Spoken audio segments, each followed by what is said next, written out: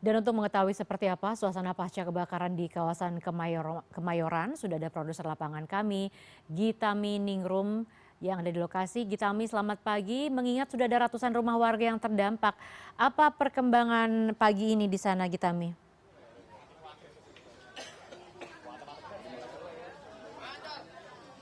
Iya, Lia, saya akan mengajak Anda untuk melihat bagaimana situasi dari lokasi kebakaran yang ada di Kampung Kemayoran Gempol ini, tepatnya berada di belakang Pasar Jiung.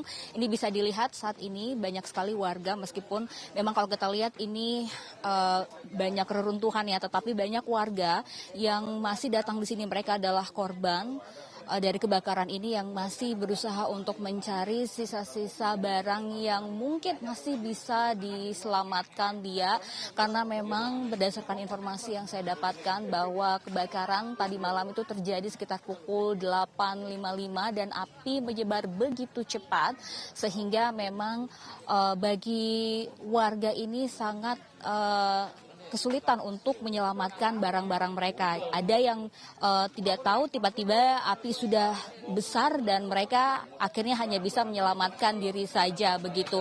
Nah, di sini ada sekitar kurang lebih 300 rumah yang 250 rumah yang terbakar begitu, Lia, dan ini terdampak kepada 300 kakak begitu. Dan bisa dilihat di sini juga kebakarannya ini terlibat ada 2 RW begitu dengan 8 RT di dalamnya, dan sementara informasi yang saya dapatkan ini tidak ada korban yang meninggal dunia, tetapi ada beberapa korban yang luka sedang dan saat ini sedang dirawat di rumah sakit, Lia. Dan jumlah dari korban luka sedang ini ada sekitar 8 orang. Lia, memang biasanya kalau pada saat kebakaran seperti ini terjadi, warga yang menjadi korban ini memang setelah pagi hari, karena memang baru berhasil dipadamkan pada pukul kurang lebih 4:15 pagi tadi, sehingga warga ini baru kembali datang setelah asapnya sudah mulai berkurang dan mulai dingin seperti itu, dan mereka mulai mencari sisa-sisa barang yang baru bisa diselamatkan. Dan Lia, untuk mengetahui bagaimana kronologi kejadiannya, mungkin kita bisa langsung bertanya dengan salah satu korban yang di mana rumahnya juga terdampak. Selamat pagi, Bapak. Pak Miftah, bisa dijelaskan Pak, bagaimana kejadiannya tadi malam? Untuk kejadian diperkirakan awal kebakaran itu sekitar pukul 7:30 malam. Bisa ditunjukkan Pak, dari mana arahnya? Ini ada tiang listrik kedua. Tiang listrik 1, tiang listrik kedua masuknya di RW 4 RT 12. Oke. Nah, itu memang rumah tinggal atau toko atau bagaimana Pak? Pengontrak. Dia pengontrak. Oke, terus bagaimana kemudian api itu mulai tersebar dan apa saja yang Bapak bisa selamatkan dari rumah Bapak? Kalau untuk rumah saya pribadi, untuk barang-barang semuanya aman, terutama surat-surat udah bisa dibawa. Terus kalau mungkin panik warga, jadi ketika kebakaran langsung pada masing-masing beresin rumahnya masing-masing, jadi belum sempat memadamin api. Jadi api udah terlalu besar, jadi udah sulit dipadamin. Oke, kalau bisa ditunjukkan rumah Bapak ini di bagian mana Pak, biar kita bisa melihat. Jadi awal kejadian ada di belakang sana, kemudian kalau rumah Pak Miftah itu ada di sini ya Pak ya? Coba kita bisa lihat. Nah, ini memang kalau kita lihat cukup jauh ya, Lia, jarak dari awal mula api berkobar begitu, dan di sini adalah rumah dari Bapak Miftah yang bisa dilihat di sini, rumah-rumah yang ada di sini juga semuanya sudah habis seperti itu.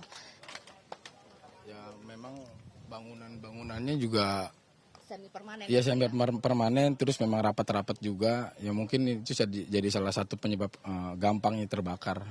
Oke, kalau boleh tahu Pak, ini memang Bapak rumah milik Bapak pribadi atau kontrak? Rumah sendiri. Ini rumah saya sendiri. Tinggal bersama keluarga? Iya, istri saya, anak-anak, 2 anak saya. Berarti sekarang istri dan anak-anak berada di mana Pak? Untuk anak-anak saya ada sama keluarga di daerah Sunter, saya keluarin. Kalau untuk istri saya ada di tenda di pengungsian sementara. Bapak sebagai korban, apa yang paling dibutuhkan saat ini Pak? Untuk saat ini sih paling ya obat-obatan, terus makanan siap saji mungkin yang gampang dikonsumsi, terus ya pakai pakaian yang benar-benar layak karena sebelumnya kan juga sudah pernah terjadi juga di sini sekitar 2024 atau 2023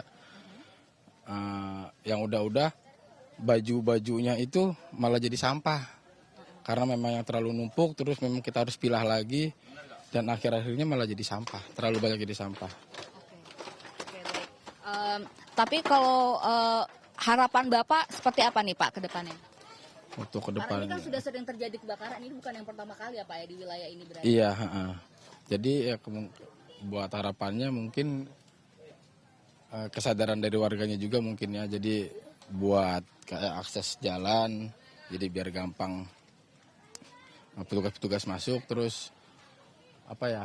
Buat bangunannya mungkin nanti bakal diperbaiki yang Oke. nggak ada lagi yang kayu-kayu biar mengurangi. Tidak mudah terbakar. Iya. Ya, baik. Terima kasih Pak ya. Saya turut berduka atas kehilangan yang Bapak dapatkan bersama juga keluarga dan juga warga yang ada di sini.